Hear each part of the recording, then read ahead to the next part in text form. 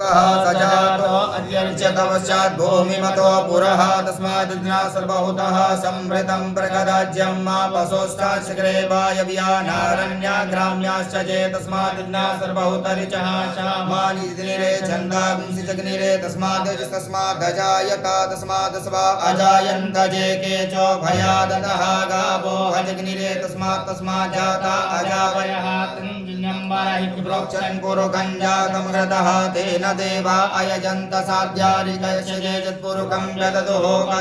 कल्पयन्नामुखं किं स्यासीत्यं बाहो किमोरो बाध उचेते ब्राह्मणोऽस्य मुखमासीत् बाहो राजन्यः कृतः ऊरो तदशीलवेश्यः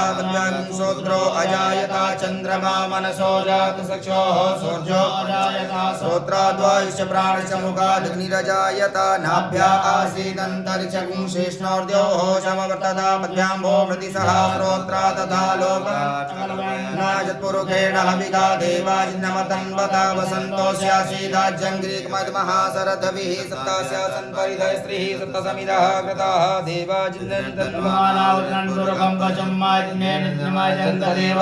धर्माणि प्रथमान्याशं नाते हनाकं महिमानः सचन्त पूर्वे साध्याः सन्ति